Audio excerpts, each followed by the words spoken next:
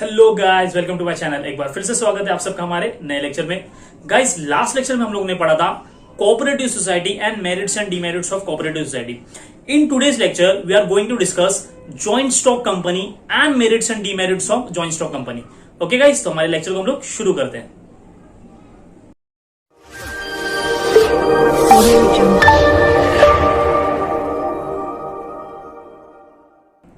Okay guys, आप देख सकते हो स्क्रीन पर जॉइंट स्टॉक कंपनी। ओके, सबसे पहले मैं बता दूं बेसिकली ये जॉइंट स्टॉक कंपनी होता क्या है। गाइस, हमने इससे पहले पढ़ा था कोऑपरेटिव सोसाइटी।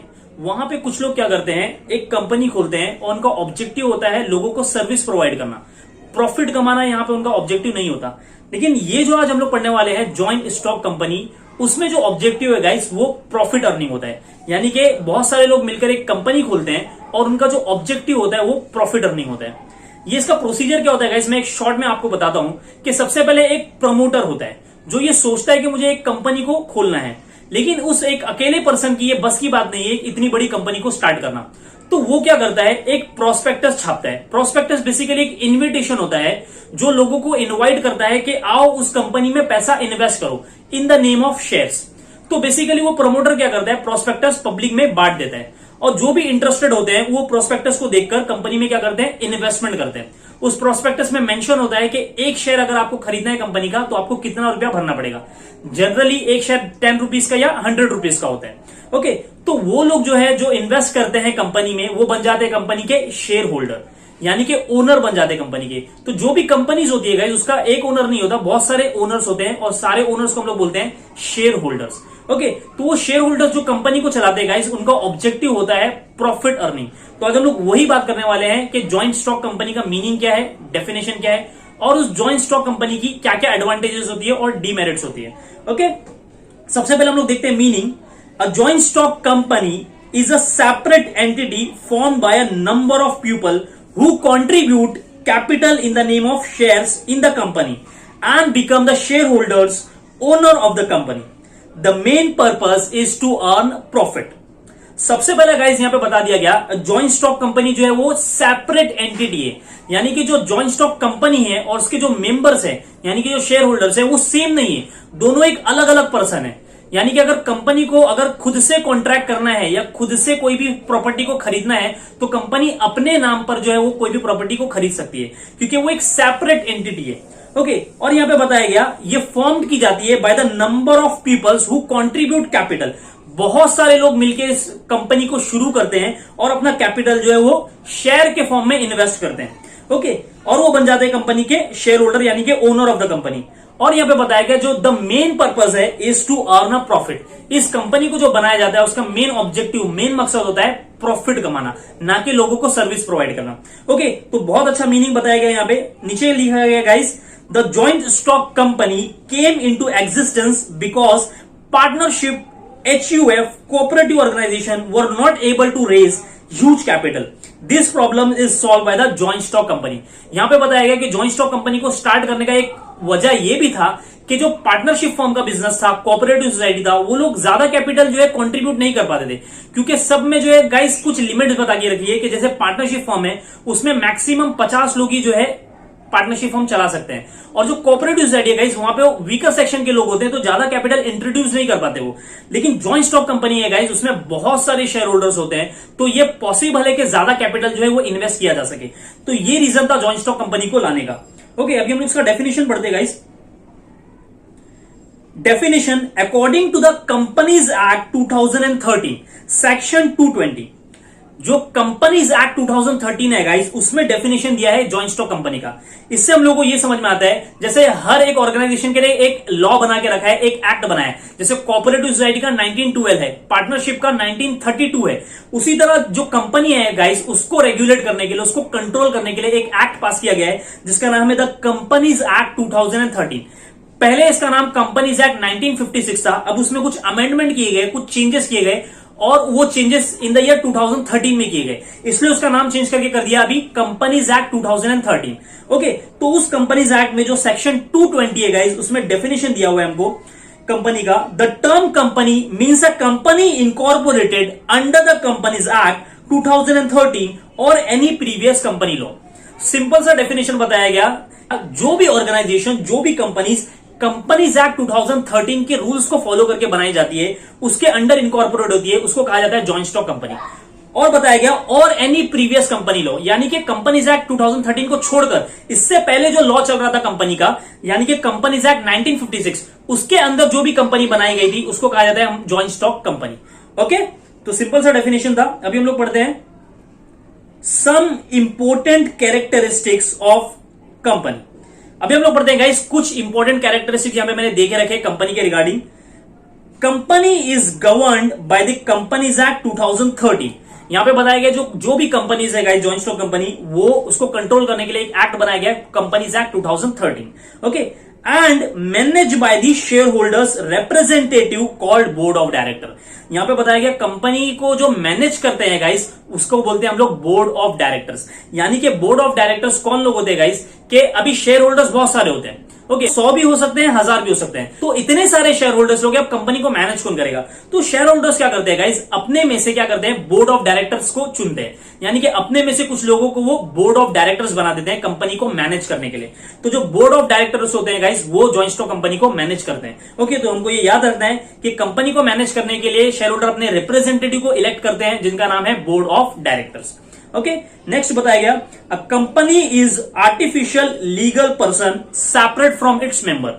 यहां पे बताया गया जो कंपनी है वो एक आर्टिफिशियल पर्सन है, यानी कि रियल पर्सन नहीं है, रियल वो इंसान नहीं है, लेकिन वो आर्टिफिशियल पर्सन है। Okay, separate from its member, और वो क्या है, वो अपने मेंबर से यानी कि अपने शेयर होल्डर से सेपरेट है। ओके, जैसे दो अलग अलग इंसान होते हैं वो सेपरेट होते हैं, उसी तरह जो कंपनी है और उसके जो मेंबर्स है वो अलग अलग सेपरेट है। Okay, the registration of company is compulsory under the Companies act. यहां पे बताया गया जो कंपनी को रजिस्ट्रेशन की फॉर्मेलिटीज है गाइस वो कंपलसरी, यानी कि अगर किसी को कंपनी को खोलना है तो उसको रजिस्ट्रेशन कंपलसरी करवाना पड़ेगा under the Companies Act 2013। A company must have common seal. जो भी कंपनी होती है गाइस उसके पास एक कॉमन सील होना जरूरी है। कॉमन सील बेसिकली क्या होता है, कंपनी का एक स्टैम्प होता है जो कंपनी अपनी सिग्नेचर के तौर पर यूज करती है। ओके, तो कंपनी के पास जो है वो कॉमन सील होना जरूरी है। आगे बढ़ते हैं हम लोग, merits of joint stock company. Okay, अभी हम लोग गाइस देखते हैं कि जो जॉइंट स्टॉक कंपनी है उसमें क्या क्या एडवांटेजेस है, क्या क्या मेरिट्स है। ओके, सबसे पहला है लार्ज ह्यूज कैपिटल।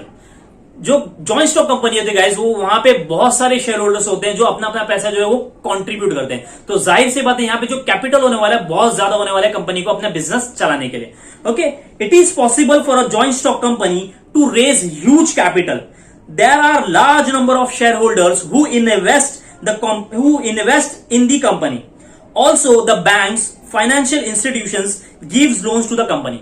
यहां पे बताया गया जो कंपनी है उसमें बहुत सारे शेयर होल्डर्स होते हैं, इसलिए कंपनी के पास बहुत ज्यादा पैसा आता है। ओके, और एक बताया गया कि जो बैंक्स होती है और जो फाइनेंशियल इंस्टीट्यूशंस होती है वो भी जो क्या करती है, कंपनी को लोन्स देती है, तो वहां से भी जो है कंपनी को पैसा मिल जाता है। ओके, तो यहां पे इसलिए कैपिटल जो है हमारा बहुत ज्यादा होता है। सेकेंड है हमारा guys limited liability of share holders. Limited liability of share holders यानी कि अगर कंपनी को लोन चुकाना है तो शेयर होल्डर्स की पर्सनल प्रॉपर्टी को यूज नहीं किया जाएगा, क्योंकि उनकी जो लायबिलिटी है गाइस वो लिमिटेड है। Okay, the liability of a member of a company is limited to the extent of the unpaid amount of shares held by them.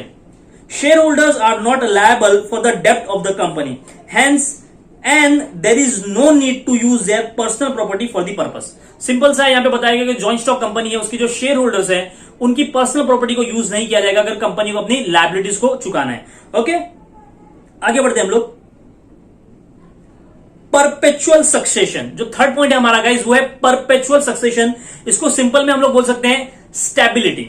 Okay, जो कंपनी है गाइस वो उसमें स्टेबिलिटी होती है, यानी कि वो लॉन्ग टर्म के लिए होती है। ऐसा नहीं है कि कंपनी में से अगर एक दो शेयर होल्डर्स की डेथ हो गई या कोई इंसॉल्वेंट हो गया तो कंपनी शट डाउन हो जाएगी, कंपनी बंद हो जाएगी, ऐसा बिल्कुल भी नहीं होता, क्योंकि कंपनी जो है उसकी परपेचुअल सक्सेशन यानी कि आगे वो बढ़ते जाएगी।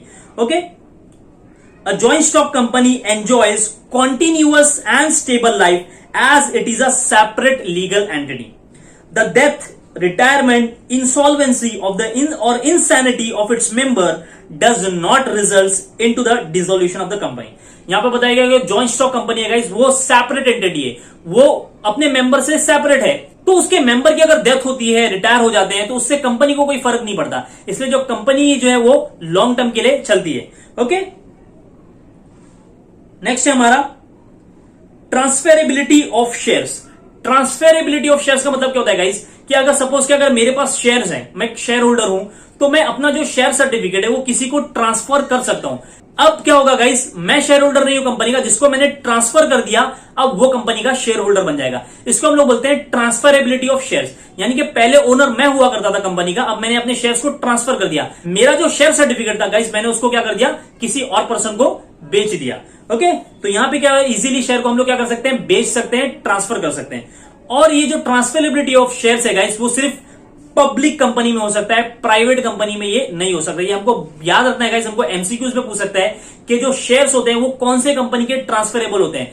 पब्लिक कंपनी के शेयर्स ट्रांसफर होते हैं, जबकि प्राइवेट कंपनी के शेयर्स ट्रांसफरेबल नहीं होते।